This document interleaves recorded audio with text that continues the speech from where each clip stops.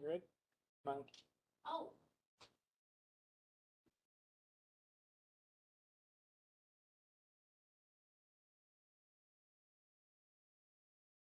Try that again. Welcome to Tricia Clements, our new director. We're happy to have you here. We're going to start with proof of notification. I know you went down and posted that. Approve agenda. I do need a motion to approve our, how many points do we have on here? 24-point agenda. Okay, moved by Cindy Chicker. Second by Lee. All those in favor? Aye. Any opposed? Okay, we're going to move to number 5, which is the public hearing. So I'm just going to read these instructions that Angie so nicely made for me. The public hearing we do once a year, and this is for the purpose of discussing the upcoming budget for 2023. So everyone present is welcome to address the committee members and the staff of our HHS. We're trying to get comments from the public regarding our services and programs through HHS that will help us as Health and Human Services develops their 2023 budget and their plan. So the other rules are we typically would have people sit at up to the table, or if they're online, we'll just recognize you online. And we'll conclude this once the last member of the public has had a chance to speak. So is there anyone joining us tonight as a member of the public who would like to speak?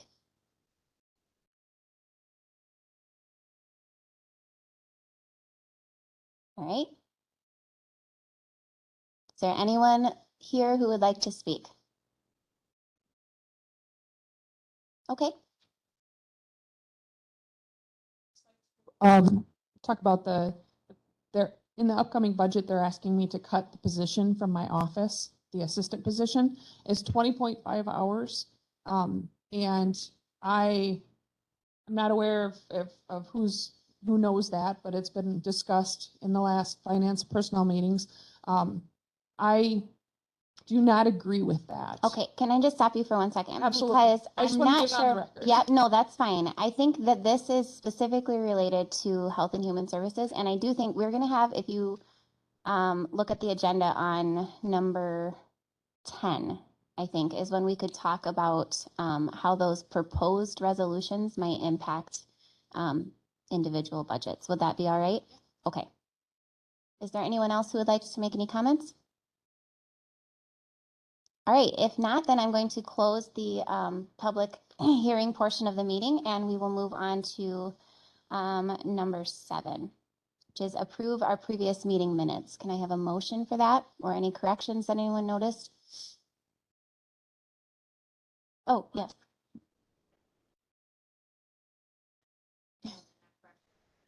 Thank you. All right, I need a motion. Here's some moves for approval. All right, motion by Severson, second by Chicker. All those in favor, please say aye. Aye. Opposed? Okay, we are going to then move on to number 8. Hopefully you all noticed in our folder, we do have a letter from a Francis Braithwaite. I don't know if I'm saying the name correctly. Braithwaite. All right, I do not know this person, but the letter was great. Does anybody have any comments on this? Would this be an additional? I guess I don't understand whether this would be an additional. No, it's not. person We or- are currently down a position for a citizen member. We had Diane Cox, right?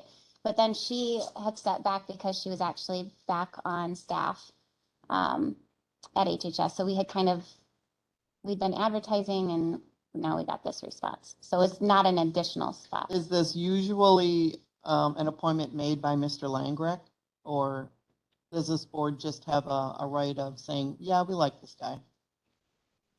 Does have authority. So Right. I think this is more like maybe, yeah. Well, I do know Francis. He was a neighbor of ours here in Richland Center for quite a number of years, lived right below us. He's a concerned citizen. He is out and about a lot and around and sees things, and would probably have something to contribute to this group. I'm familiar with Francis too, and I've had some interactions with him. He's also a friend of my mother, so Oh, I know him too. I looked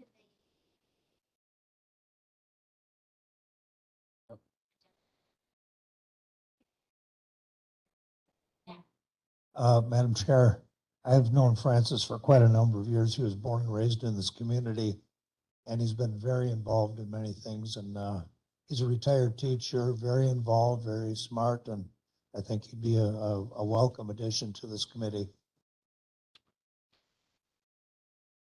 All right, excellent. That sounds good. I don't think we have to take action on that, so we will move on then. And I would assume he'll get notified before the next.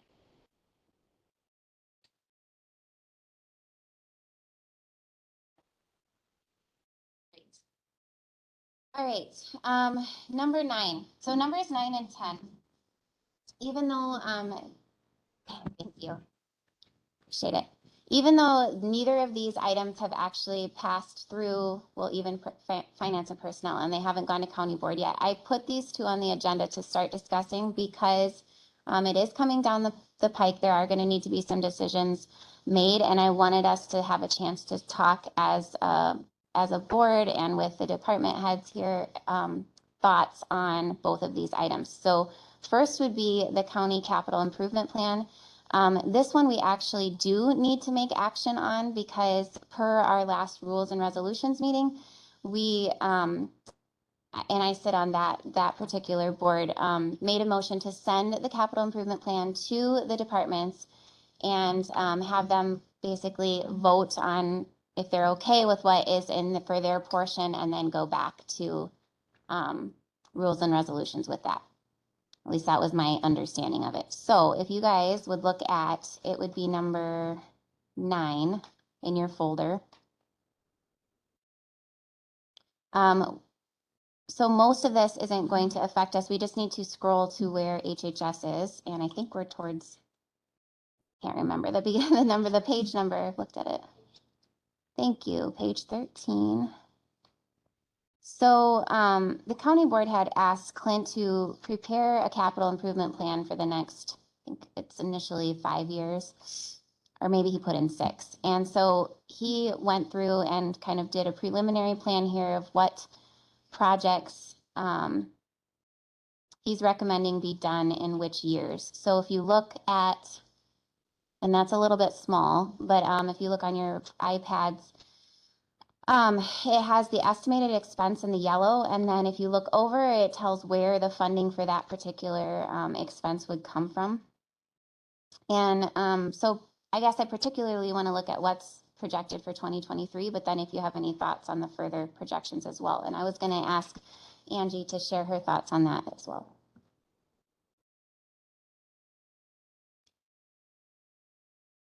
So right at the top, do you all see the HVAC system?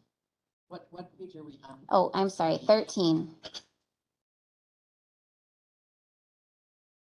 So they have roughly $150,000 for the HVAC system. That is a real rough estimate. We have 18 units that are largely, 15 of them are over 20 years old. So separate from that, we had talked about a region in our building that was recently remodeled that they put a wall in on a cubicle area, and we have constant HVAC issues there. So that whole area needs to be redone, if you will. It's, I'm too hot, I'm too cold. It depends what side of the wall you're on. We don't have anyone interested in coming in and offering us a bid on a major overhaul of that area unless we know we've got the money to back it, because it's going to take them a long time to get somebody in there, an engineer, figure out how to fix that area of the building's problems. MIS is currently in that area, as well as the Richland County coroner. He has his own private office, so, and they're not necessarily here very often, but as Gabe would attest to, in the corner over there, they have issues all the time in that area. It's also where our computer lab is.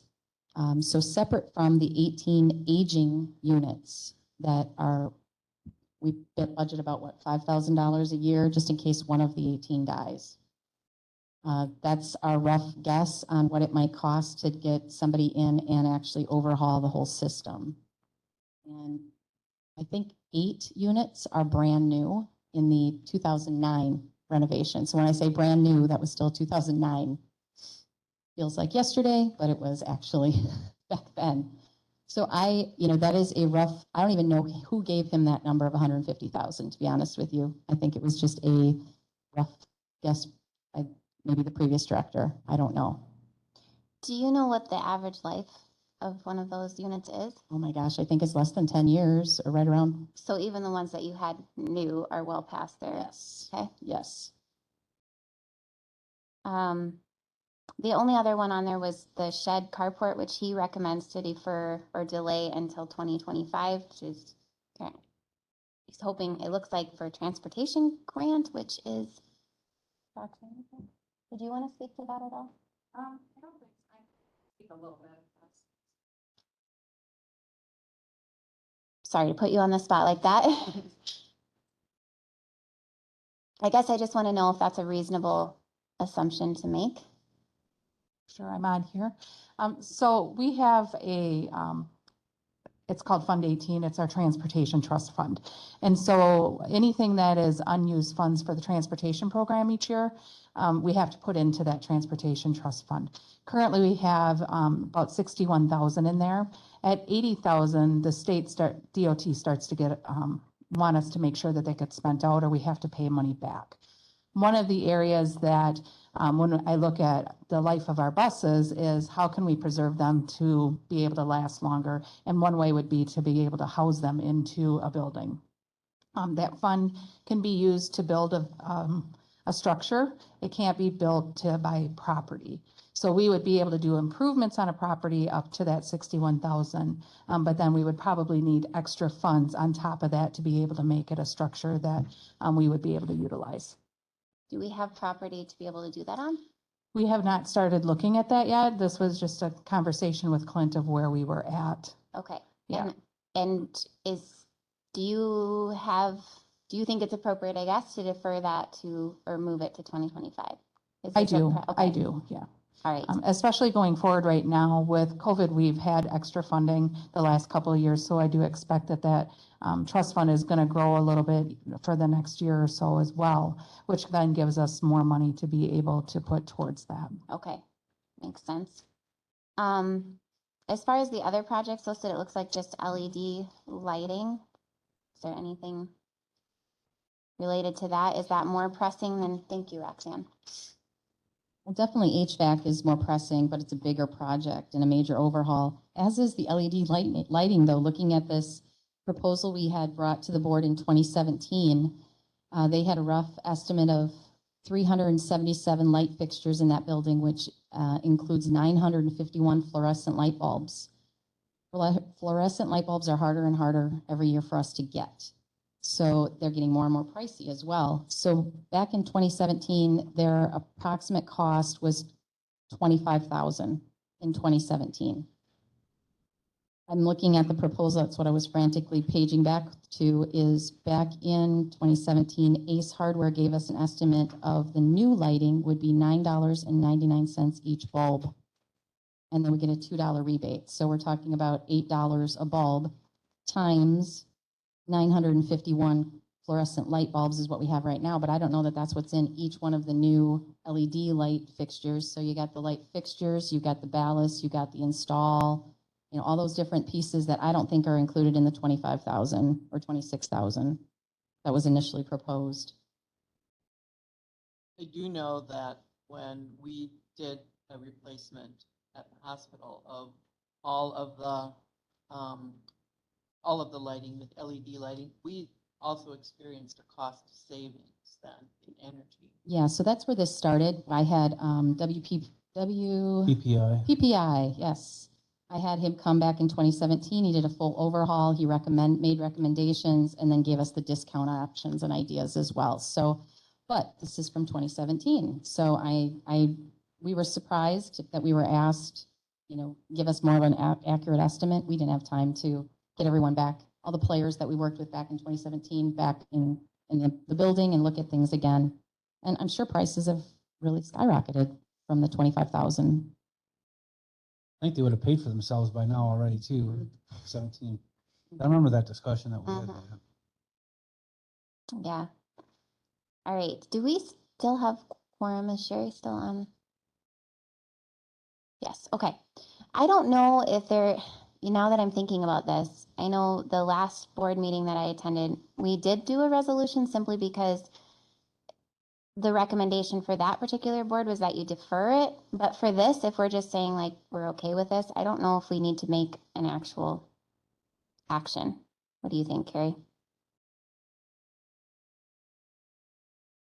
I think it's fine the way it is. Those are what the administrators proposed in the budget, and that's what we have for our budget as a Mhm. guidance, I would say. Because at any year, we get down here to 2025, we could pull LED lighting out of it because of whatever, so. Okay. Does any of the other committee members have any comments or questions on this?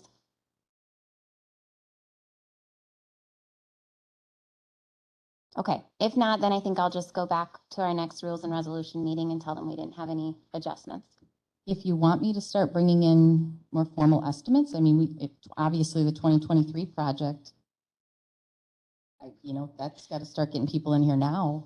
Yeah, that I think we need to do. The others, I mean, I would suppose we can defer for a little while. How sure are you that this might get approved? Well, we're not, but that's what Okay. we need to know the number in order to make. Right. Get So it's a round and round with the Yep. vendors then. They don't want to come and spend hours here and invest a bunch of money. So then what we've had to do in the past is get an approval to spend so much money with that. Team. Yes, initially with that team, whether it's $5,000 or something Yeah. to actually pay them up front to get them to come in and actually Have we, review and strategize what to do. have we had to replace a unit in the last while? I feel like we We did. did Right now, something with a We're heater. piecing a lot together. I think I don't think this year. We did a furnace, I think. But this is an overhaul of the whole system. Yes, correct. I'm not sure how accurate $150,000 Yeah, is. roughly one unit was about 5,000.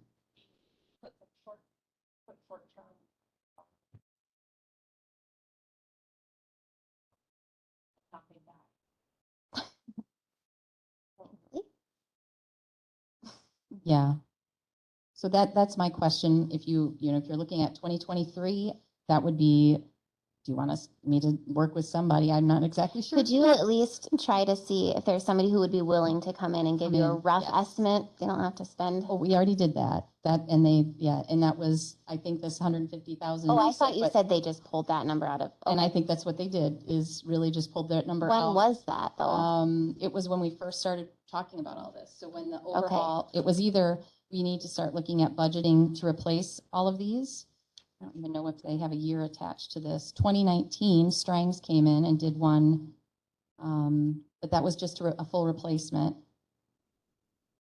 Wertz's has come and Well, done maybe we full need to go a little replacement. further in this Yeah. before we start, because if we're gonna have to pay somebody, I think we should wait and see where this falls. Because we're also hoping that of the, 18 that there are, that it could be condensed to just like 10 rate Mhm. units that are someplace else, whether it's on the roof or outside the building, and literally a major overhaul, because the building's been pieced together and remodeled so many times, things aren't matching and meshing, and it's not really working very well.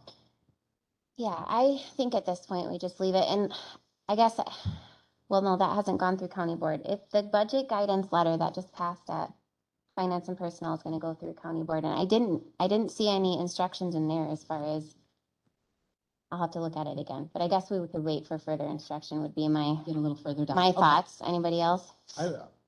I would keep this 150,000 because it looks like it's a general obligation debt, so it's a short-term borrowing that we're doing. Knowing that the cost of inflation and everything else going up, that's not gonna be an accurate number. Right. So we're gonna in excess of that. So I would start out at 300,000. Are you wanting to make a motion to No. increase I that? would keep that in mind, because I Yeah. think finance and personnel then has gotta decide the commitment, whether the county is going to commit those funds to that. Just to get an estimate, I guess. Never heard of that before. Yeah. Mhm. They don't even know where to start, the vendors. So they're wanting to get paid to come in and do an estimate, An basically. overhaul of like literally, some of them Well, cringe. how much is that? If we ask them just to come in and What do you just call? give us an estimate, like, I'm not To sure. pay them That's to the do- thing. We would have to start with contacting Strangs, contacting Wertz's. They're the ones that, it depends on whoever gives us the best deal on a unit when it dies, who gets that work. Do you, So then we've got all sorts of different units and different styles and shapes and colors that are Yep. coming in You every need to single stay with time. one unit, do you one think company. that you guys could start that homework, I guess? Maybe Yep. just asking how much it would cost for them to come in and do an assessment? Yes, Okay, that I can try. okay. All right, anything else on this agenda item then? No? All right, I realized I was amiss and we did not do introductions. I apologize, Tricia. I know we've got names in front of us, but maybe at least I'm assuming you've met everybody in, those that are attending from HHS, but I think for board members, we should go around and introduce ourselves. So we'll start over there if you're okay with that, Carrie. I'm Carrie Severson, County Board Supervisor. Been a supervisor for approximately 7 years now, starting my 4th term. And you've been on HHS for how, I replaced Supervisor Bellman when he resigned from the HHS board, and that was in 2017. okay.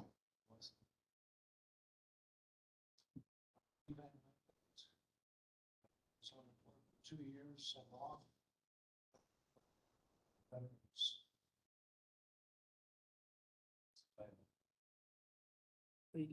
You're representing the veterans service. Thank you.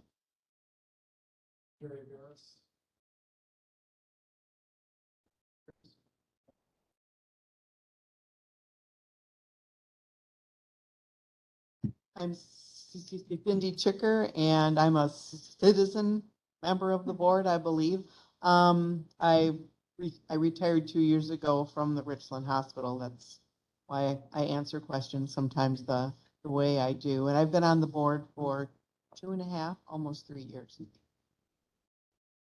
Guess that comes to me. I'm Ingrid Glassburner. I've been serving on county board for a couple of years now, but I've been on the HHS board since about 2017. I started as the RN citizen member because I do have my RN degree. When I became a county board supervisor, then just to give you a little bit of background, we decided then that a citizen member wouldn't have to have the RN status while I'm still serving in that capacity. So kind of doing both of those. And then we are missing a couple of people, but we've got Sherry online. Sherry, are you able to introduce yourself?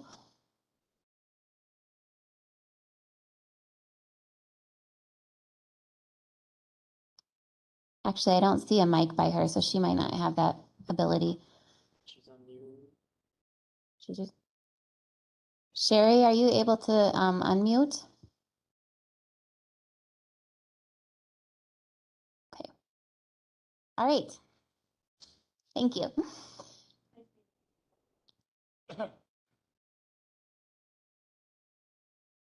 I'm just thinking, Sherry can't speak as far as voting. Sherry, are you able to type into the chat? Can you hear us? You're not able to unmute her over there, are you? She's not muted. But I don't see a little microphone. Does that mean she doesn't have the ability? In the past meetings, she's had a mic and a camera. Okay, And for other meetings. okay. Sharon or Jessica, just make sure, can you guys hear us? At HHS, yes. Okay, so it's not a WebEx issue. Sherry, are you there? Can you type in the chat, please?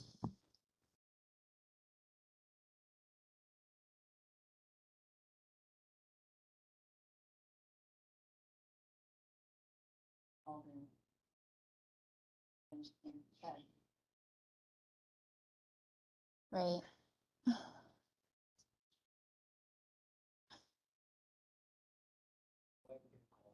Would somebody be able to try to contact either her or Danny? Because we would need somebody who can be a voting member when we get to the action portion.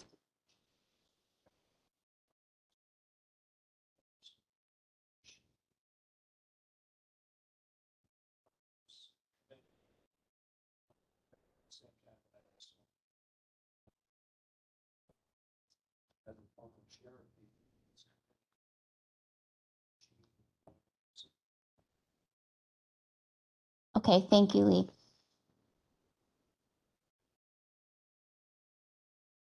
And then if you're not able, maybe Danielle Ruderstorff would be the next option, or Ken.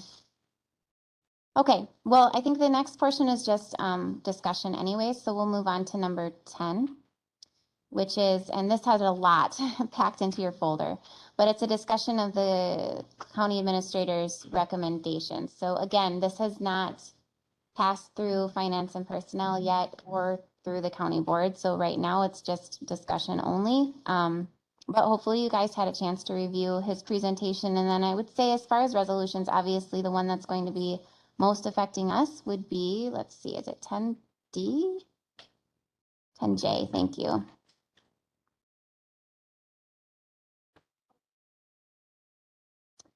Okay, so 10J is the one that would affect Health and Human Services.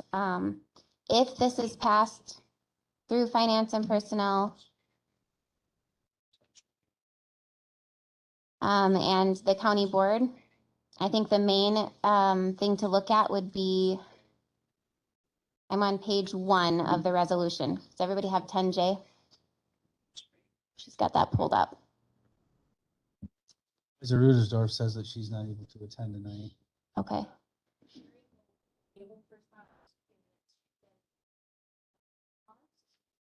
Okay. Perfect. All right, thank you, Sherry. So we're looking at potentially being tasked with reducing our levy operational expense by $350,000. That would be affecting 2024, and then continuing that sustained reduction beyond. So that is the portion that I think most affects Health and Human Services, and then the Veterans Office. Which one is that one on? Is it on the same? Yeah, it's tasking this committee to. Oh, I thought that was specifically, so the 350 would include both? Yes. Okay, This committee has to reduce 350,000. okay. And then didn't he have, there's a work plan as well that maybe listed out a bit. Okay. So I guess, Karen, this is, you wanted to make some comments. Is there a specific language, or could you show us where that was at when it talks about the reduction for you specifically? I didn't have a chance to review the 163 pages prior to that first initial meeting. Clint has actually told me that was going to be his recommendation. Okay, So I haven't seen the exact language behind it.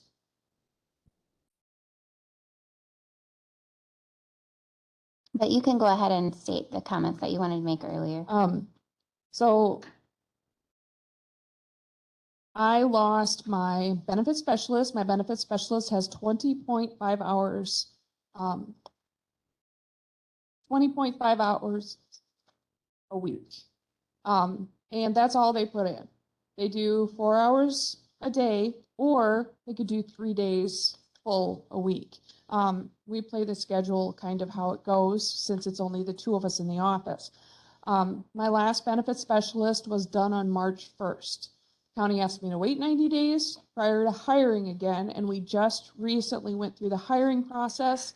I had a committee of 5. Thank you again, Cindy, for participating in that. I had a committee of 5 that helped me choose with the correct candidate, and they'll be starting on Monday and going to initiation. But during that 120 days, longer than that, of not having a benefit specialist, I did not leave my office for lunch, because when that door is closed, the county receives complaints. I have missed department head meetings because I was in with a veteran that didn't finish quick enough. And so my priority is to finish those benefits. A lot of people don't recognize this or realize it, but these claims that I file are time sensitive. Putting these cases together and finding the federal code of federal regulations, these are all things that come into play. Just recently, I had a veteran who was diagnosed with stage 4 prostate cancer. That's a time sensitive issue. I have to put that in right now. so that we can gather the medical evidence, God forbid, if anything should happen in his treatment report. So since I've been alone in the office, I've taken one vacation day, taken one sick day, and on both those days, the county received complaints because the office was closed. If I have a veteran in there and somebody else walks in, I have no one to stop them at the door because HIPAA applies in my office.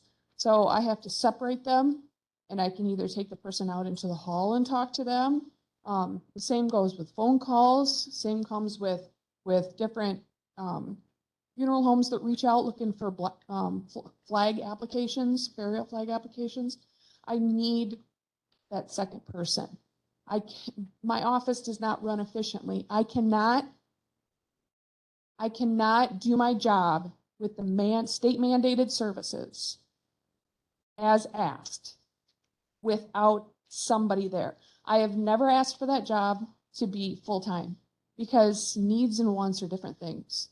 I don't need that. Maybe I want it, it'd be handy, but I don't need it. So I've never asked for it. I never asked for anything that I didn't absolutely need.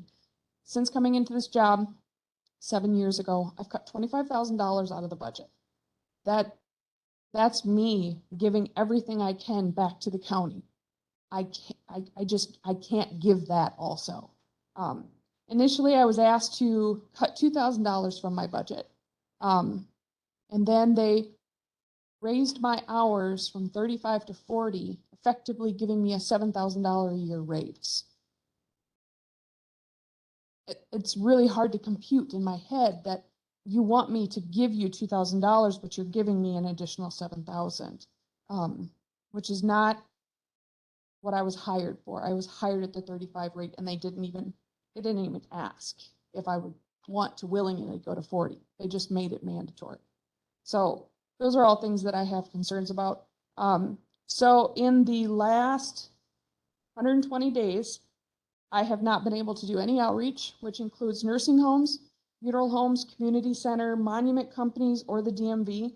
I haven't been able to do any cemetery visits to verify veterans' graves. And again, I haven't had, I eat lunch in my office. I barely step outside my office from 8:30 until 4:30. We bring in, my budget roughly estimates right around 90,000, and we bring in $12 million federal and minimum of, just for property tax credit, we bring in over $182,600. That's how much veterans pay their property tax, and the state reimburses them for specific veterans that qualify. 83 veterans in the county qualify for that credit. So is that per year? Yes. Okay. And that's and- just property tax credit. That's not talking about the school benefits, the state park passes that they don't have to pay, the DNR fees. There's a lot out there. And my office, that's what we do. We file these claims, we file this paperwork, we put in for all these things. Any person that's ever had that job as an assistant benefit specialist can tell you that you're run all day. I mean, you stay busy. But I usually outreach is a big part of this job. And so I can't do anything outside of the office. I do home visits. We have veterans that are in nursing homes or that are sick at home, or they're concerned about COVID and they want me to come to them. And I haven't been able to do any of them. I have to kindly ask them to come into the office, even though they're extremely uncomfortable or they're handicapped or disabled. So I can say with all certainty, this last 120 days has been very hard on me without having any help in the office. So that's what I'm trying to ask, that they don't take that away from me. That's I really feel that that's a vital component to my office. So, and I have no problem answering questions. Federal, state funding, anything that we help to bring in, how we help to bring it in, I have no problem. I can answer any and all questions that the committee might have. I do have a question. You mentioned 12 million. Could you explain that a little bit more? So basically for the For the veterans in the county, I act as an attorney within the VA healthcare, or not healthcare, VA system. So if you were during service, you fell and hurt your ankle. You go to the doctor, it hurts intermittently throughout the years. You go to the doctor and the doctor says, oh, look, you've had this broken bone. And this is how it originated from this first thing. So that's a current issue that was caused during service. So what we would do is we would apply through the VA system. We would put together a claim, a file, a case, and we would file. They decide if that injury is due any compensation, disability compensation. And if so, they would get a monthly payment until the condition either corrects itself, is fixed, or it would just continue on until they pass away. So when you say the 12 million, you mean like overall for the veterans It themselves? goes straight into the pockets Okay. of the veterans Mhm. who take that and spend it on their groceries, on their gas. They put it back into the community. Okay, Yes. thank you for the clarification. Anyone else?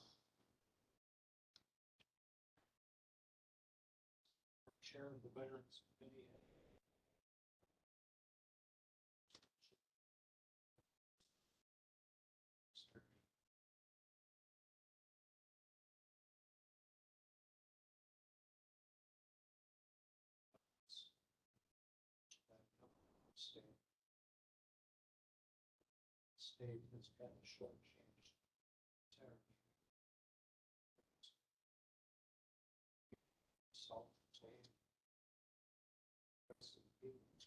Locally, little by little, the state's state has been usurping our powers and making it more and more difficult for us to conduct our business. And the next board meeting is going to verify this fact. I mean, we're in deep trouble. And even though some of these programs may cost us a bit of money, the amount of money it brings back into the community needs also to be observed and acknowledged. So, we had a $4 billion excess in this last year, and the representatives and senators frittered it away. I mean, there's so much that could have been done for communities, for schools, for a lot of things, the roads in this area. It doesn't have to all be spent, but the money was there and it should have been used. The money's now been lost because of this magnet in Madison that's kind of drawing money away from us. So that's the way I see it. And then just one last thought. We have 1,200 veterans approximately. It ranges 1,200 veterans in the county. Well, we also help next of kin. We also help family members. We also help relatives, uncles, nieces, nephews, cousins. We do scholarship money for those that are less descendant. We help locate veterans' graves within the county. We identify veterans if they are. And so it's estimated that we help about 1/3 of the population entirely, Richland County. And the other thing that I think that not a lot of people are acknowledging or maybe don't even know is that I also watch over every veteran's grave in the county. I make sure that the care of graves is maintained. I provide flags for all of them. I hand them out to the cemeteries. I verify so that the cemeteries can get reimbursed for those graves. So it's not just the living veterans that I help to take care of. The auxiliary, Purple Heart, any veteran that's passed away, chances are I have got their grave, birth, death, categorized. I've got their discipline or their discharge papers. I don't just keep track of the ones that are alive. We also keep track of the ones that have passed away and make sure they're still honored after death. So I do have a question as you guys are speaking. I don't know if this would be appropriate or allowed, but is there a chance that, I know this wouldn't fix what you're asking for, but have you guys considered ever having volunteer hours to help in the office? Is that something that would be allowed? You mentioned HIPAA, so I didn't, but I mean, I know the hospital uses volunteers at times. They have to go through a federal certification, Okay. background check. They have to go through many, many hours of training. through, To fill that specific Yes. position. So there wouldn't be a way for someone to be able to help out our staff without going through those? nope, we used to have, there was a seniors back in the workforce. I can't think what it's called, but it used to be seniors back in the workforce. And we've had two that would come in and they'd help file papers, but they weren't allowed to touch a file. You can't touch a veteran's file. So they were able to, especially when I first started, I was kerwumped. So I really desperately needed that and appreciated that help when it first, was there. Okay. But they wouldn't be able to touch a file. And I've also, we can't cut down any more of the hours because they have to have at least 1,000 hours of work per year. Okay, And so that's why the 20.5 is Okay. weekly. thank you. Mhm. All right. Dr. Barris, did you want to I add? didn't see it in here. Maybe it is in here somewhere, but just exactly what is the salary for that half-time position? It's $20.33 per hour for 20.5 hours per week.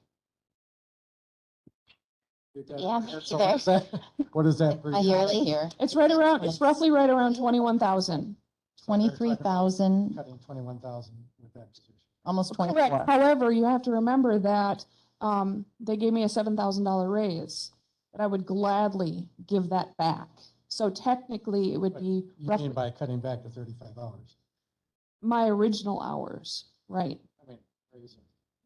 So technically it would be about 14,000. However, we get a grant from the state that's $9,350. So technically it would be about $5,000 that it's costing the county.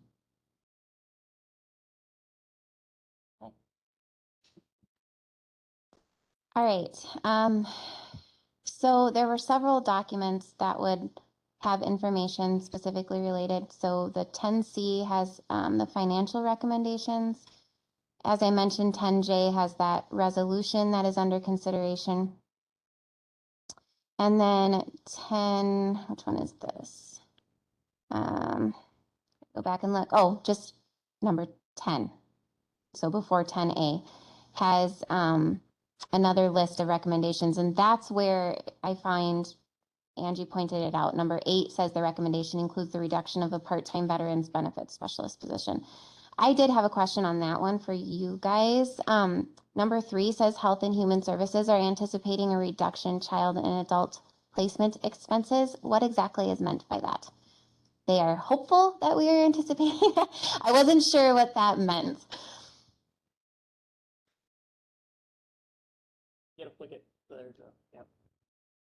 Yeah, I think that's the hope, is that our placement amounts will go down next year. Stephanie, do you have more information than that? And I want to say, I saw it by like $100,000 or something around here. I know that there's one really high needs placement that will be ending in November of 2023, but Okay. that won't help us until the following year.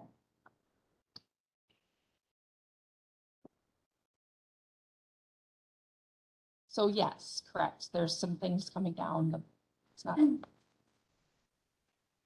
Hello? I just need to get closer. Okay. Correct. So there are some placements that will be ending that are costing a little bit, and that's going to happen as well. And I know that the previous director had said something about maybe possibly turning the placement fund into something that's more of like a non-lapsing kind of thing, so that if there is any remaining funds, that can kind of carry over. So I think that is just an anticipation of being able to, several different things are going to happen Okay. in those funds. So I think we were comfortable in saying that we could cut 100,000 off of that. Okay, I so- think it was 100,000 or something. Yeah, because that's what Right. I think that's where I got, this was on this work plan. Right, correct. And it mentions that there was some carryover because last year that they had budgeted Mhm. more than what we actually needed, correct? That would have been in our core budget. And then we did go over in the budget last year. We were at like 1.3 million. Okay, So we were over. So now this year we had 1.4 million, almost 1.5 million budgeted. And so if we stay on track with that, we're at 1.3, which is the 100,000, I think is what Okay. she was is what the previous guesstimate was. And I think there's some hope and some movement in some of the children placements, that there will be some changes in regards to that. One of the things also is that the state is now funding subsidized guardianship. So previously we would pay for those, and now the state will be covering those. And so that'll be a less expense also that will be passed on to the state and away from the county. Correct. That's about a reimbursement of, what is it, Jessica?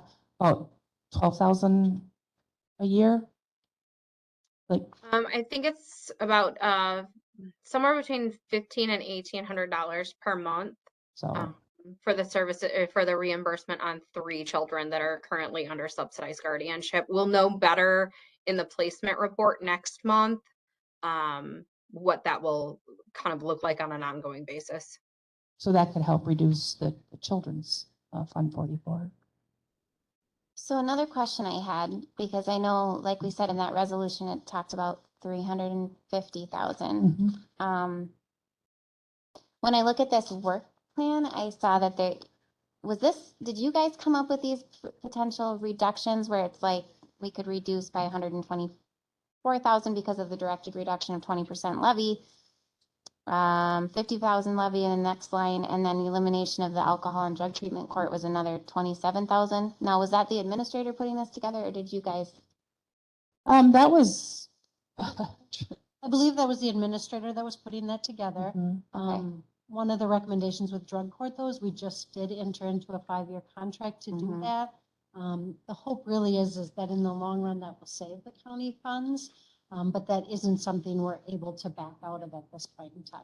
Okay, I wondered about that because I remember we just did that last year. Yeah. So, okay, thank you for clarifying that. All right, those were my questions. Other committee members?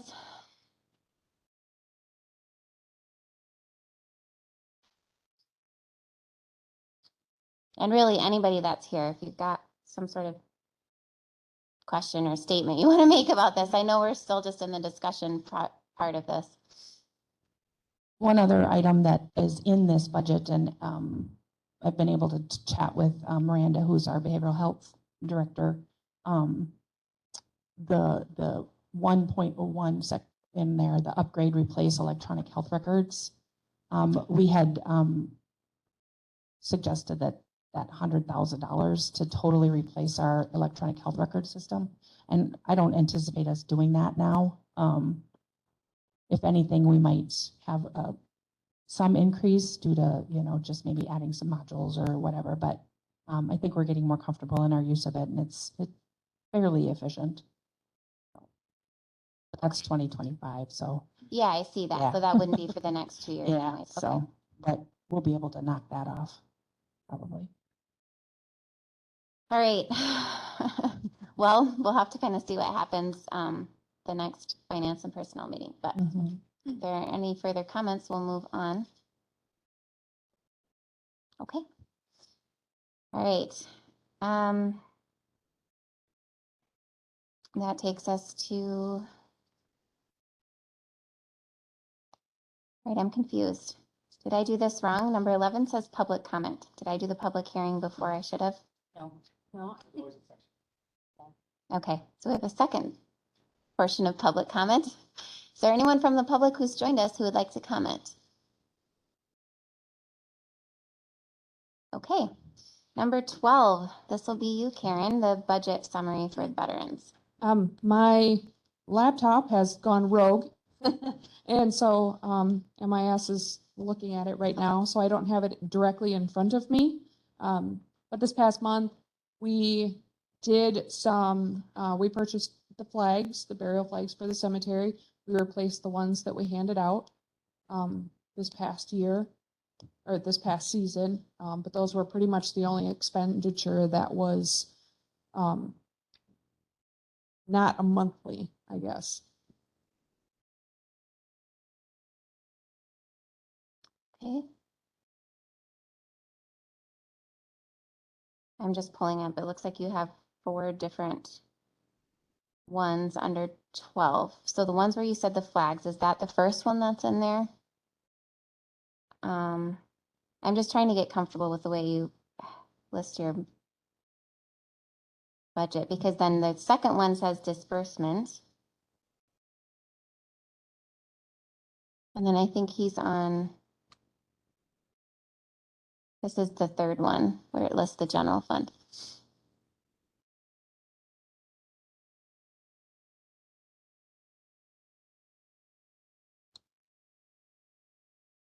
Yeah, the expenditures, is what, Is what you were referring to, which is yes. the second or third, or the, We were very proud. This was the first time that we got to use the, county issued credit card. So that was exciting to not have to wait an extended amount of time before you paid bills.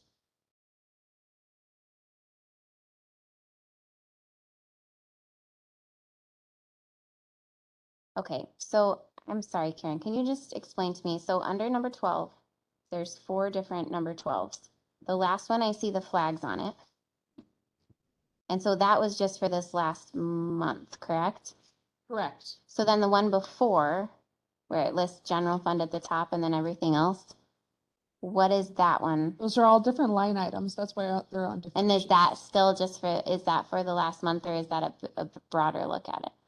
That, it says, on there for, Oh, So- periods. Okay, January through June 30th. I'm Yep. sorry. Okay. Thank you.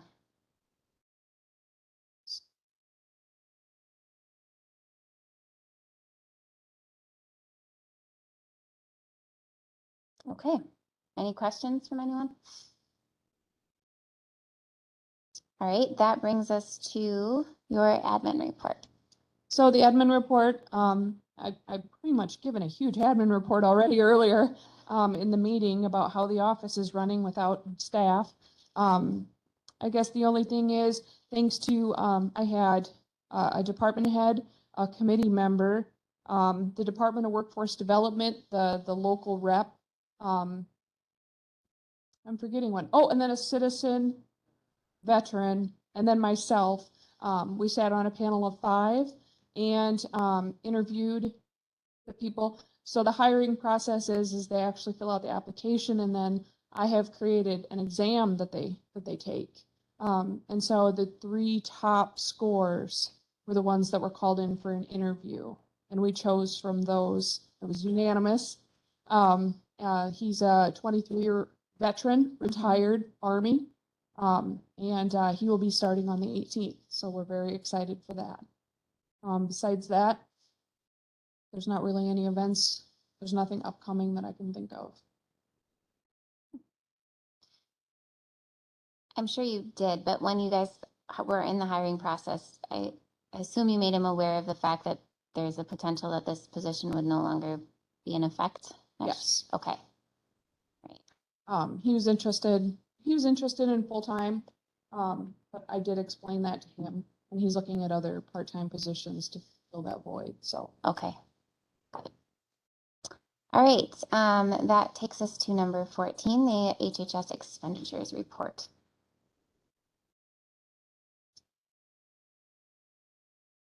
So I can just go through it quick. I'm not going to point out too much. I went through this yesterday with Clint, and he approved the vouchers for payment. So checks should have gone in the mail today. The first section of this, the first few pages are our monthly expenses, mileage reimbursement for our transportation program. And I believe next month we will see mileage reimbursements for nutrition drivers. Am I right? Yep. So that number will go up next month, but then on page, if we jump to page 4, what is it? Page 4? Oh, there. Page 3. That's where all our vouchers start. We start paying our bills there. We have, as you can see, we have rent on a couple of meal sites. Meal sites. We have our leasing, our photocopy machines that we pay for. You jump to page 4 up at the top. Greeley signs and graphics. Those are all the COVID, those plaques that are going to individuals that helped with the COVID efforts. So that was on there. We just go down, we have office supplies that we purchased. The next page, page 5, you'll see Richland Observer. several ads for vacant positions, the same with the shopping news on page 5 and 6. Vacant positions, including these board positions that we were advertising for, these committee. If we jump to the next page, again, more shopping news. You'll see Viking Village down there. There we go. Viking Village kind of down there at the bottom. What's kind of nice with that is that for our meal site in Cazenovia, the meal site person, she actually goes and buys groceries and makes homemade cooked meals. And so it's pretty nice. Is not buying alcohol? Nope. I check those receipts and you check them. I think we all check the receipts. We're good. She buys a lot of dairy products. I saw most of them dairy products, and I don't know. Supporting the farmers. Yeah. Then pretty much the rest of the vouchers were background checks. So we have to do background checks on new hires, and then every 3 years, is it, Angie? 4 years. We have to do it on everybody else. I was close. And then if we go to the very last page, those are previously paid vouchers. And I think I've said this before, it's usually like the utilities and the energies, Capital One, Walmart. That's just so we don't end up paying late fees and things like that. If you go way to the bottom, the one thing you'll maybe probably notice in this month's vouchers is there wasn't a big, long list of credit card, purchasing card payments that we made because with the new process, the new purchasing card, we gather that all together, and one of the fiscal specialists breaks that all out, and then we send copies of the receipts over along with the breakout to Randa in the clerk's office, and then she pays all of those now. So we don't actually cut the check. We still put it all together so Randa knows what accounts to take everything out of. But so that's different this month. Clint did remind me that we should be watching for our rebates because we use their purchasing card. We get rebates now. So totally forgot about that. So I'll have to figure out where to put that for revenue. How much rebate? I don't know what the percentage is. There weren't any rebates on this particular statement. So, but he says it goes right back to the card that was used. So I honestly don't remember the percentage. I'm sorry. No, It's not much. It's like 1% or something. It's pretty small. Any questions about anything? okay. That takes us to the budget summary, and I am having people kind of go through this. It's Trisha's first meeting with us, and then I assume next meeting we'll have another new member. So Oh, geez. you're not off the hook Not yet. off the hook. No, That's okay. gives a chance for everybody to get very familiar with it too. Sure. Sure. So number 15. Okay, number 15. This is our 2022 budget. We just kind of like to see where we're at, right? What was budgeted at the beginning of the year and kind of where we're at with our expenses and our revenue. It's June, so we should be at about 50% utilized. We should be at about 50% utilized. So you can see what was budgeted, where we're at for actual, and then the percentage on the right column there. Administrative services, a little below 50%, but nothing of concern. Public health and nutrition. Public health, 54.5%. That's a little bit above 50%, but that's from all of the bonuses and Hvacs and the bonuses that were paid for in June. And that, again, that'll get 100% reimbursed through one of our COVID pots of money. The Aging and Disability Resource Center. I know elderly services is a little bit low, not really sure. Roxanne and I haven't met yet to kind of see where that's at, what's going on there. ES looks pretty close to 50%. Economic support. Child and youth services is low, but there are several vacancies in that unit, so that would make sense. Behavioral health, again, a lot of those aren't at 50%, and that again is just because of a lot of vacancies in the behavioral health unit as well, especially in the APS services. We added a position a couple years ago, an APS crisis position that's never been filled. So So speaking of where can we find savings, that's probably one of the places we're gonna say, yeah, we just won't budget for that, but stay tuned on that. So overall, we're at 39% instead of 50%, but again, that's because of, really truly mostly because of vacancies. Then if we go to the middle column where it says core budget balance through June, then I plug in what we've actually received for revenue to date.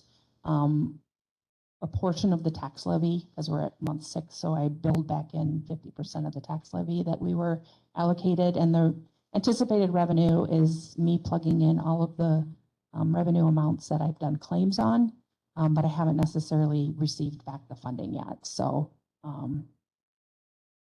and then if you subtract the actual expenses with some anticipated expenses, we're at about 81,502 over budget, but again, it's only halfway through the year, and there's so many factors that play into what goes on with these numbers. On the positive side, the mental health institute charges and chargebacks for that are pretty low, super low this year at this point, which is always a good thing. So,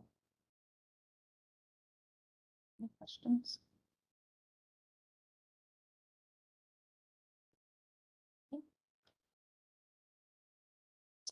All right, that will take us to the county placement report, which is still number 15, so 15B.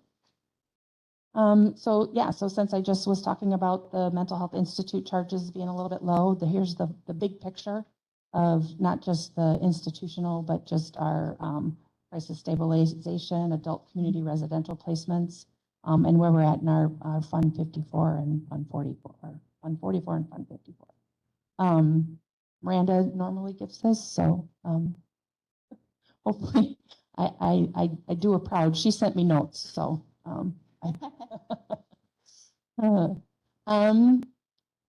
so for May, our adult institutional inpatient placements overall, the number of days were down. I think I just mentioned that. We have crisis stabilization has also been fairly low. We did have some services that occurred in March, but we're reimbursed already for those. We had no crisis stabilization costs and expenses for May. And we didn't have any additional placements in those months, which was nice. So so you can see the amounts there of what we've actually spent. So out of $785,000, we've only spent $141,991. So as you can see, that's where we were comfortable saying we could possibly give back, that 100,000 or whatever. Then if you go for placements by type, scroll down a little bit more there. And these are adult placements, by the way. I haven't talked about the children's. Jessica's on for that. Right, Jessica? You're not going to make me stumble through that, are you? Yes, I'm here.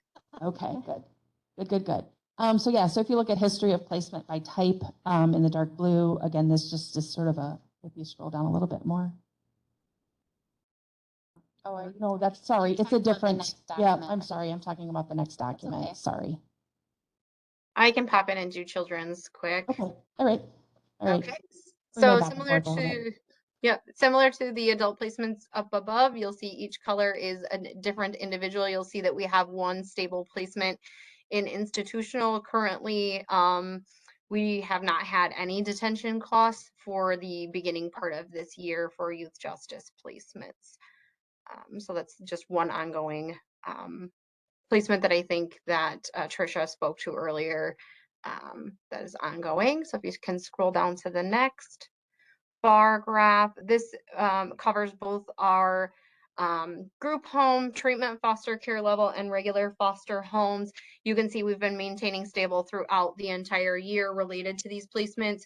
This does include those 3 that we talked about that we may start seeing some reimbursements here in the next placement report to you, with that subsidized guardianship being reimbursed now at the state level. It's still part of our contract with the state, so we'll still be documenting it in this document, but you may start seeing some additional reimbursements that we have not seen before that will reduce this, and that will be backdated to the beginning of the year, but will be coming in quarterly. So hoping to be able to give you more information on that next month.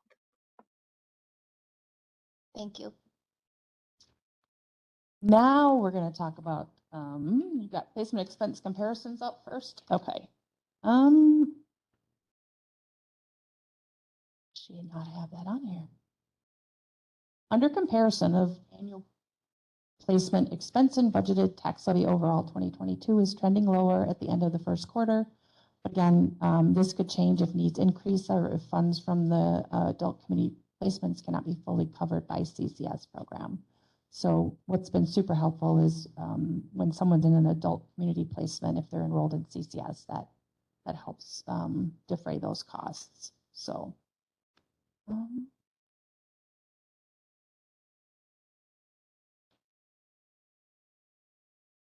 So you can see the year comparison. And then I think the last document is the for placements by type. History of placements by type. Does anybody have any questions? You can tell by the dark blue line. You can see the comparison of the different years, 2022, where we're at as far as year to date. And then it's just broken out how you can see how they continue to trend lower than 2021. Their year-end projections in there. Just different pretty pictures. I really like the graphs, though. I think they're very helpful. Yep. Any questions from anyone? Okay, thank you. I know that wasn't your No, that's normal okay. report, so thank Well, you for I doing helped that. put it together so you'd think I could speak to it. You know. All right, that takes us to our admin report. And are you? Okay, and I was remiss in thanking you. I wanted to just thank you for your work over the last few months of stepping in that role. Yes, it was a lot of work, and we appreciate that. Was there any? Oh, Sorry. I just skipped right over you. I'm sorry.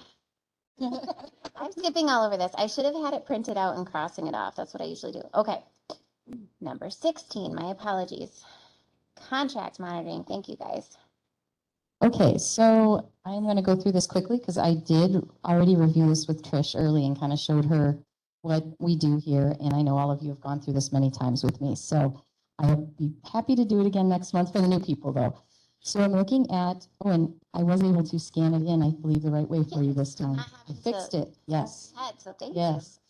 So we are looking at all the contracts that we have that are over $10,000 and the monitoring that we did by going out to when I went out to the county checkbook. Actual amounts expended are on the third column from the right. And then percent utilized is what I'm looking at. So May is roughly the month that we're getting bills from, which is 42% utilization. So as you see in the green, this time I highlighted all of those that are over 42%. So Cholita is third down at 48.25, but they are invoicing us through June. So we're perfectly content with that. Should trend fine, as well as Forward Home for Boys is also at 48%, invoiced us through June.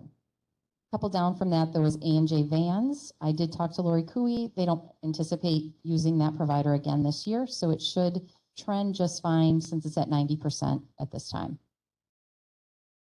Page 2, no concerns there. Page 3, no concerns. Page 4, there's that one Cario, our electronic medical record system that bills us early every month. So we have been billed for June and they're at 47%, should be just fine.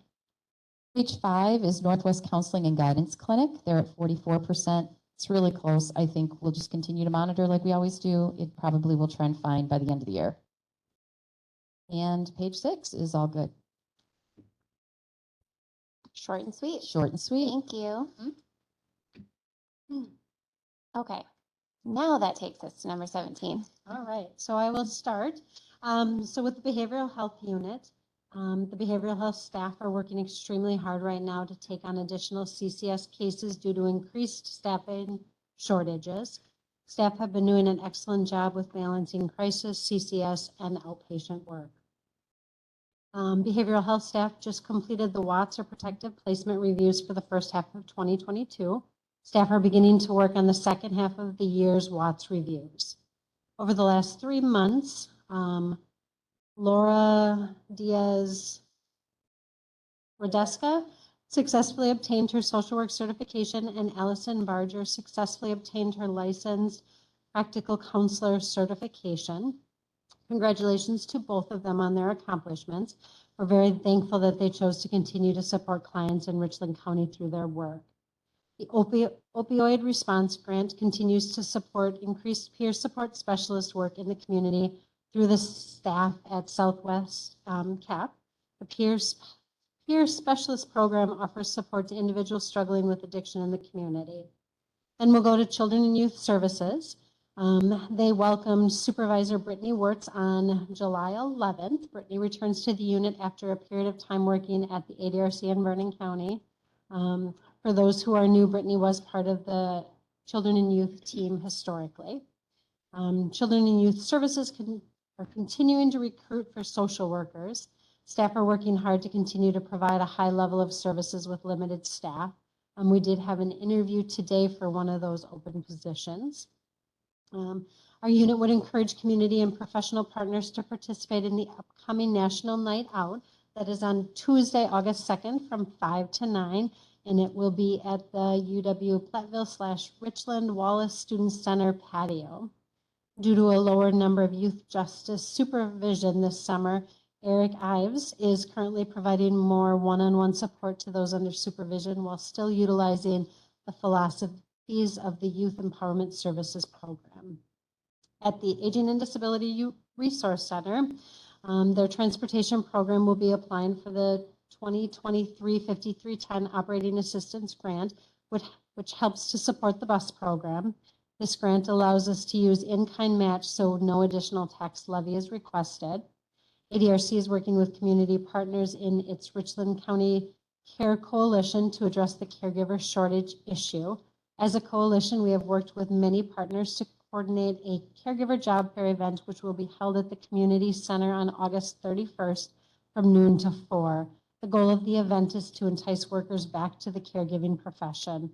Local nursing homes, in-home care providers, adult family homes, community-based residential facilities, and the hospital have been involved in the planning and will also be at the event. ADRC's event, Fortune Cookies, will be held on August 3rd at the Phoenix Center. This program is being performed by the Remember Project and will include a meal at 5 p.m., play at 6, with a community conversation to follow. To RSVP, please contact the ADRC at 608-647-4616. Economic support. Emergency food share benefits were approved for July. Recipients will receive at least $95 on 7/17 of 22. We're still waiting for the public health emergency to be over. Once we know that it is ending, staff will be extra busy getting ready for the influx of calls into the call center and the extra work brought on by the Medicaid Badger Care renewals. They will also be busy taking refresher trainings on policies and procedures that they haven't used over the last 2 years. For the ESS hired during the pandemic, this will be extra difficult as they are using policies and procedures they've only dealt with in the new worker training. Calls are already picking up in the call center. Based on the number of workers we have, Richland County is responsible for taking 8.21% of the call center calls. For the month of June, we answered 12.46% of the call center calls. Richland ES are hardworking and dedicated. In public health, we continue to engage in the COVID-19 response activities. In regards to case investigations, the number of cases ebb and flow, but continue to occupy much of their time. Public health nurses assist with specimen collections at the community COVID testing events and provide vaccines every week. In addition to COVID-related work, public health staff continue to provide services to help ensure the health and safety of county residents. Our nutrition program has been accepting a robust number of referrals for senior meals for some time. 2 new volunteers were recently recruited to provide home-delivered meals to meal participants. Our new clerical assistant has contacted local businesses, industries to inquire on having their employees volunteer to deliver meals, and nutrition program staff are hoping to secure the services of these individuals. Faith communities have been contacted to identify parishioners may be able to support meal deliveries as well. Rise and Dine is a once weekly breakfast program that provides made-to-order meals for eligible seniors. This program operates every Wednesday through the summer and will be available until August 24th. Tanya, the nutrition program coordinator, is distributing senior farmer market nutrition program vouchers to age and income eligible county residents. Vouchers provide recipients with $25 to purchase fresh, locally grown fruits, vegetables, and herbs from certified farmers. So those are the different unit reports. For me, I started on July 5th. That was my first day. I've been spending a lot of time working with Roxanne, Angie, and Stephanie. They've been very helpful, very informative. They're very knowledgeable. Next week, I hope to start having individual meetings with each of the managers, getting to know their units and their programs. I've been learning a lot. On my second day, though, I found out I had COVID, so hence the mask, and that put a little bump in the road, but it has been very good, and I'm very excited to be here. Thank you, Tricia. Great. That takes us to number 18. I see we have a few contracts to approve. Yeah, and I know Rose is on for the last one, but the first two are largely behavioral health. So these are all three new contracts for 2022. So they'll be new, and all of them added to that new contract monitoring report that you'll see next month. The first one is Logan James Foundation. I might be butchering that, I'm not sure. Doing business as Logan's Heart and Smiles, and this is for children's long-term support, so CLTS families. It's to provide home modifications. So I believe it's another fencing vendor provider for $40,000 is what they're looking at, up to spending that. So Soaring Skills is number 2. That is another children with disabilities, but a provider, but this is for daily living skills training, and that was $25,000. And then the last one is Roses, which I don't know if you want to speak, Rose. Otherwise, I can help you with this one because I know a lot about that too. And Angie, if you prefer to go ahead, that's perfectly fine. Okay. So last month, we went through the process of getting the ability to use those funds to actually contract with provider to do the community health needs assessment and the community health improvement plan through public health. So the contract would be with Wisconsin Community Health Alliance, amount of $27,000 this year. I know we had talked about, I believe, a total of 43,000, but the rest will be in next year, 2023. So we'll enter that contract, and I'll submit for that once we start looking at 2023 contracts.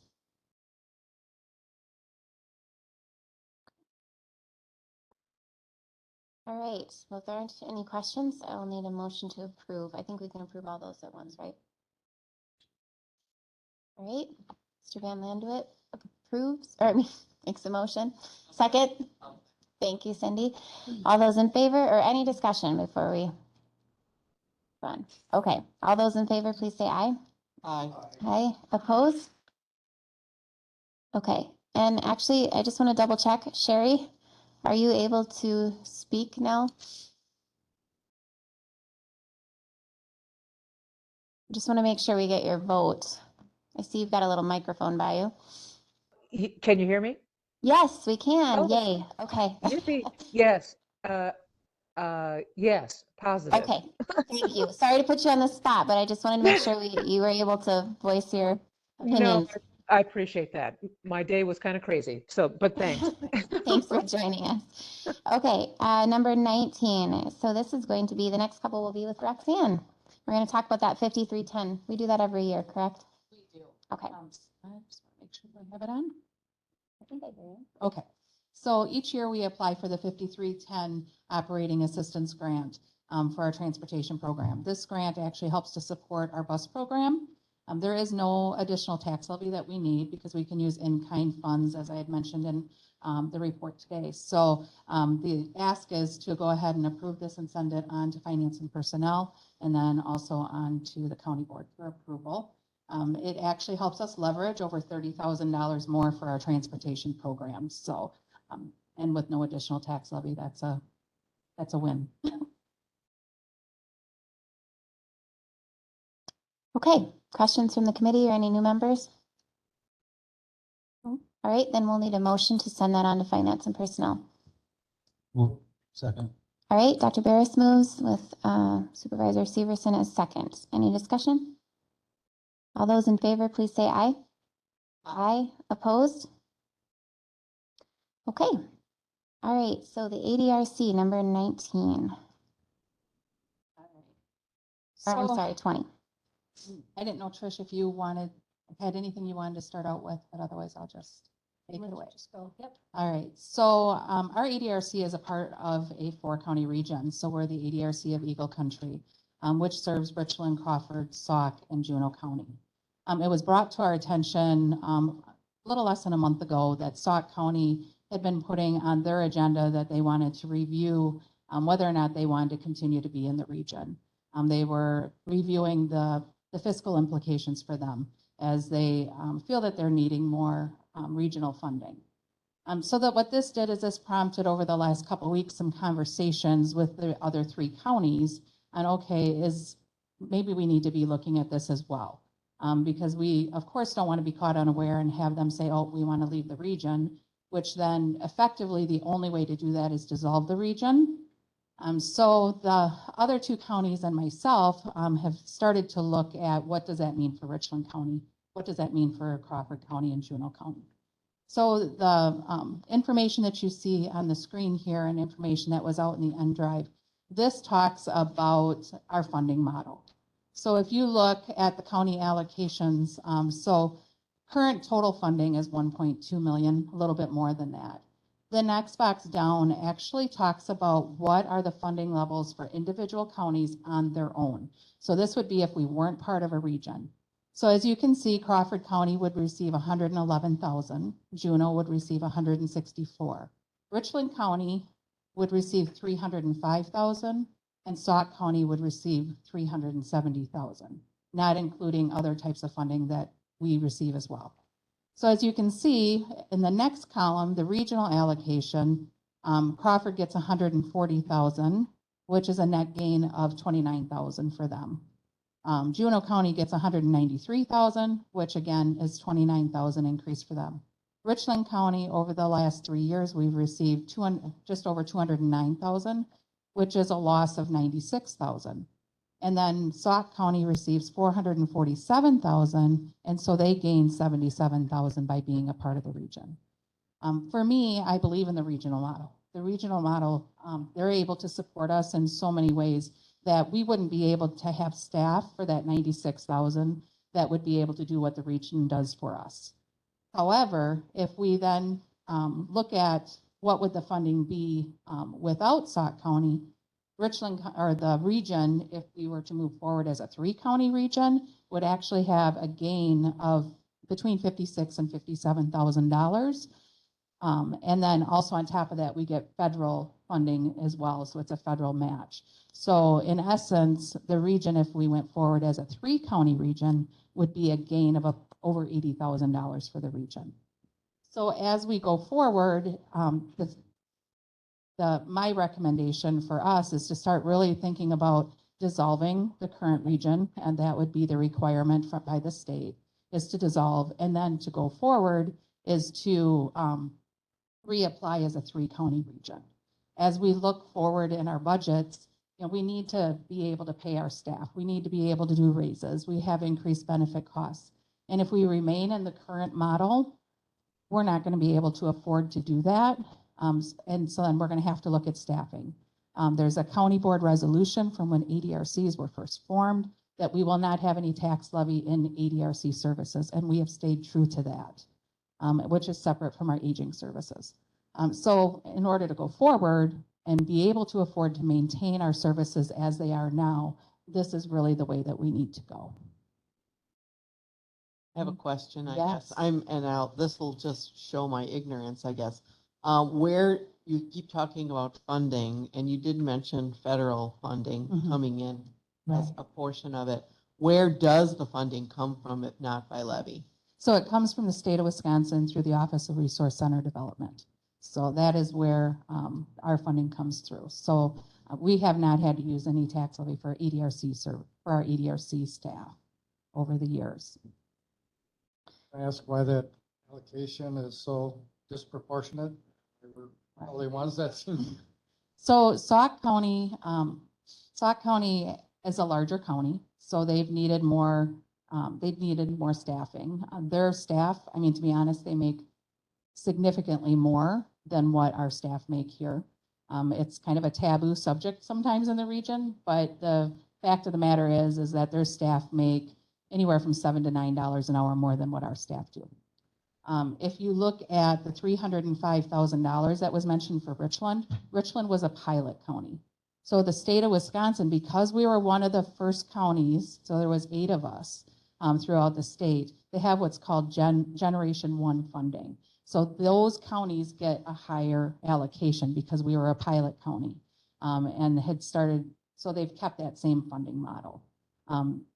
As far as Crawford and Juneau and Sauk, they were not. So back when they started forming regions, they wanted to have a pilot county and then have other counties that were not pilot counties together to help support each other.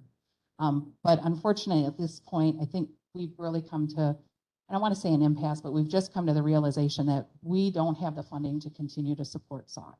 Is funding based on population or square miles or? No, it was just the funding model that they had created, is my understanding, and Trish can speak to this probably as well, way back when ADRCs were first formed. And then, so since then, it is disproportionate in many ways across the state. But in order for the state to fix that, the state budget would have to, I think it was 27 million that the state would need to fully fund all ADRCs. Yeah, there was discussion, I think, in 19 to talk about reallocation and reallocating the funds. And again, there was way too much money that was needed to make it even, and so they're remaining as is right now. They have done things like added the dementia care specialist to make sure, added funding to make sure every county had at least a part-time. So there are things that they're doing to try to make a little more uniformity, but it'll take time. So if we went to a 3-county system, how do you anticipate the allocation being somewhat different? So the allocation then would be, we would anticipate that it'll be between $56,000 and $57,000 saved, plus the federal portion of that, which would push us up for 80,000. Meeting with the other 2 counties that we're suggesting that we go forward with, what we have discussed doing is we make sure that that funding supports our current staff levels, and then look at what other kind of initiatives can we start from there. But really that $80,000 will help to make sure that we're solvent for the next few years. Is that, The 2 counties are on board with that so far? Yep. So we actually went to our Commission on Aging and Disability yesterday, and that board did make a motion for us to go forward with this. What's that do for you then, John? For us as a song? Yep. Am I on right now? So a quick introduction. My name is John Groch. I'm the regional director of the ADRC. So I support the 4 counties, including Richland County and the services, and oversee the grant that provides operations for the ADRC. And what specifically this would do for the region is that the region 14 years ago, when the ADRCs were put together, they were allowed to voluntarily combine into regional models. So most of them in the state did. But over the last few years, that's been changing quite a bit. And just as they can voluntarily join a region, they can also voluntarily leave the region. So counties all over the state now are making decisions. Is this a good fit for us to still be in a region, or is it not? So I've encouraged all of our directors and counties to figure out what's best for them. So how this would potentially impact us, Carrie, is if the 3 counties want to decide, shall decide to continue to be as a region, then our regional office would continue to support those 3 counties. The budget would continue to flow through the regional office. And then what we would do is we would work with all 3 counties, and we would say, hey, we have a surplus this year and probably a surplus that will build up this year as well, and a surplus for next year with this additional funding. And we'll come up with fair models to be sure that salaries and benefits for the next few years are stabilized for all of our county partners. Is Juneau still willing to be the fiscal agent? And Juneau is still willing to be the fiscal agent. So we would probably want that put into a resolution as well, that the counties would approve over the next month or so. And then the county, and then there's a time frame, and we've been in contact with the state, exactly what the procedure would look like for the dissolution of the region and also the reapplication as a 3-county region. So did Juneau, so we used to be the fiscal agent here in Richland County, right? Right. Was it Sauk County that then complained about us in our budget and wanted that to be off to Juneau? So does Juneau still want it, or is that something that, Juneau still wants us as far as So I they- know. Yeah. we've so they're been in willing to contact keep with doing them. that? Sure.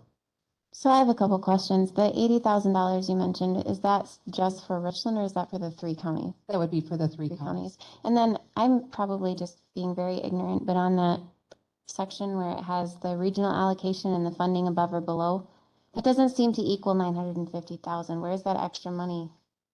Like the 2 counties are 29,000 above, and then Sauk is 77,000 above, and that is more than your 96,000 that we are below. So where's that extra funding coming from? So if you look here, these are the actual regional allocations Mm-hmm. of what we're doing. So those should add up to the 950,000. Correct. The middle column? Yep. Because I was trying to do the math on that. Okay. So then basically what that other column is telling you is currently this is what the funding looks like for each county. So Okay. if you look at Crawford, So the funding level, what does that represent? that would then? be if we were single ADRCs, that's what Okay. each county would receive. Okay, I'm sorry. And I think you did say that. It just wasn't computing how that worked it's- across. It's really complex. The funding in the ADRC is not easy to ever grasp. So it took me years to understand it. Trish is laughing, so I'm sure it took her years to understand it too. But basically, for a regional model, this is for us to go forward. This is what I feel is probably the best for the region. And Carrie had alluded to 2017 when the region left Richland County. It had been in Richland County since its inception.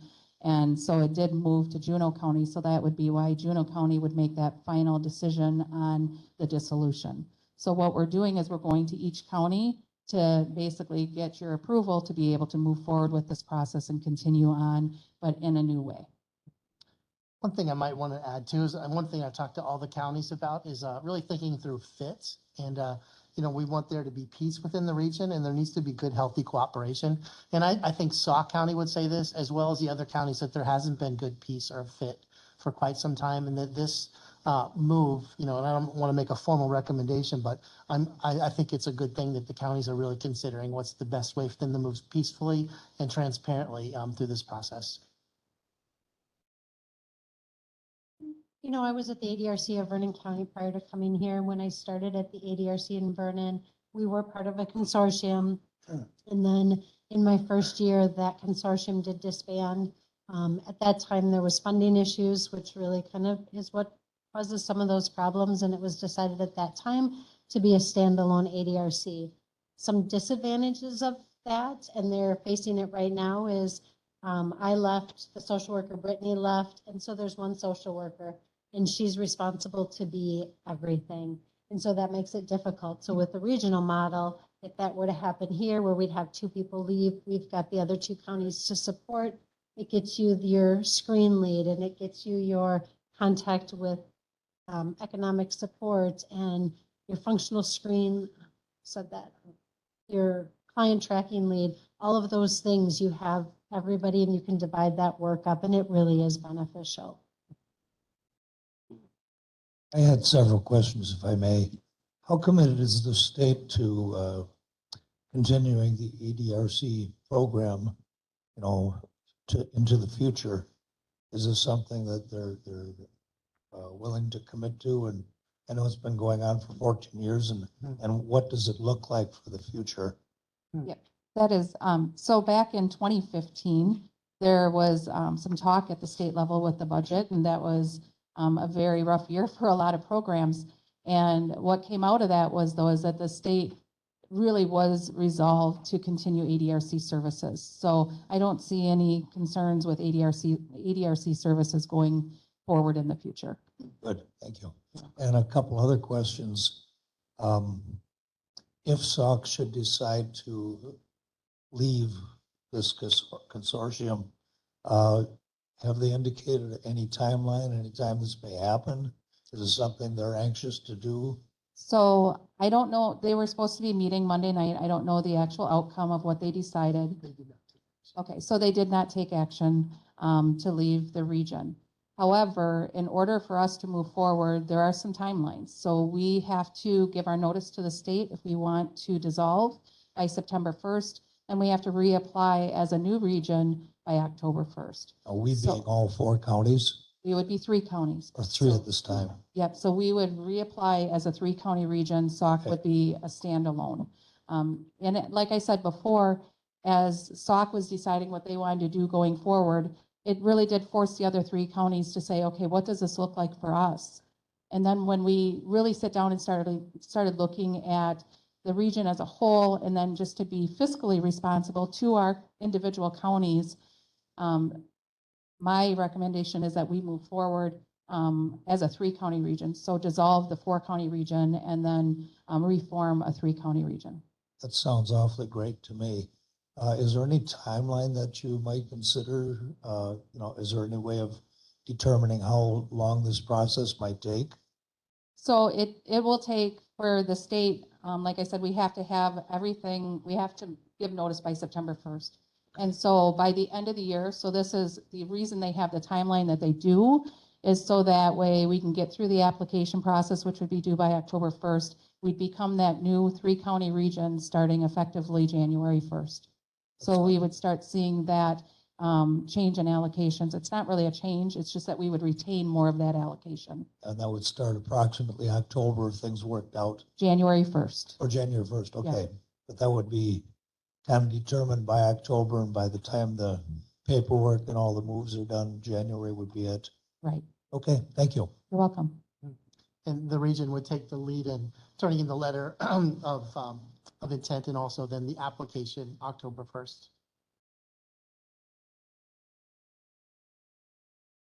Do we need to take a particular action tonight? So I did have some proposed language because Tricia will be instrumental in helping move this forward as well. So I do have down to move to allow Health and Human Services Director Tricia Clements, along with the ADRC Manager Roxanne Kluber-Tonsgerber, to work with the ADRC of Eagle Country's regional office to potentially dissolve the 4-county region and be a part of an application for a 3-county region, with the regional office to continue to be housed as a department of Juneau County. If deemed appropriate, further move to approve HHS Director Tricia Clements to sign all necessary paperwork related for the process. Sounds great to me. Does anybody want to make that motion? I think this is an excellent idea. I'd be happy to do that. Okay. Do I have a second? I'll second. Right, any further discussion on this? Doesn't matter. Yeah, the way it works, if any county chooses to leave, the region automatically dissolves, so any one county.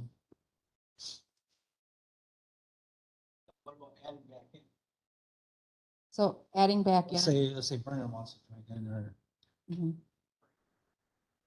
I guess Grant's So got their own. Grant's in a region already. So it was recommended by our regional quality specialists from the state to just move forward with the 3 counties. And then if somebody wants to join in later, we go through the same process again. We would have to look into that further. Right? We ready to vote? Okay. Yeah, we did. Okay, so all those in favor, please say aye. Aye. Any opposed, say no. Okay, that carries. Thank you. Thank Nice you. to meet you.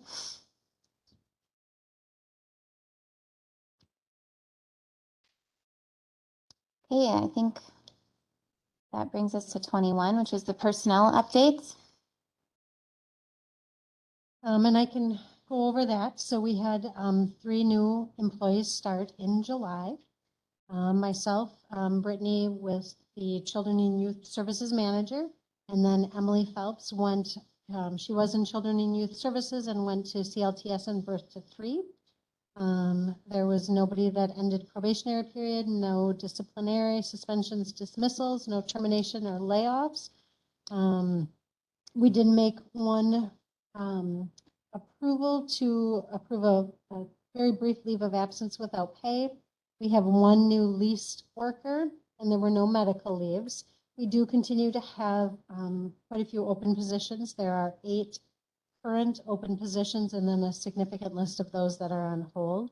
But with those 8, it's really important that we get those filled. A lot of those are in the mental health unit, and so they're really stretched to the max. So as soon as we can get some movement there, I think that would be very beneficial to them.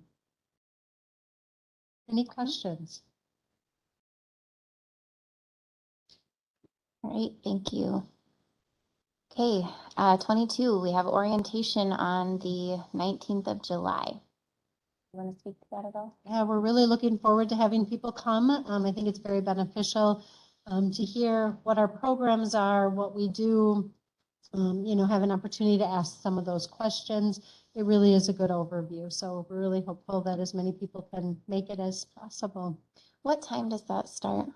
1 o'clock and it goes until 4. 1 to 4, and there'll be, I think, At was our that building. already emailed out, the Zoom link? Or- Yes. Okay, Yes. okay. The tour starts at 4, so we'll kind of wrap up the presentation at 4, and then if you want to take a tour of the facility.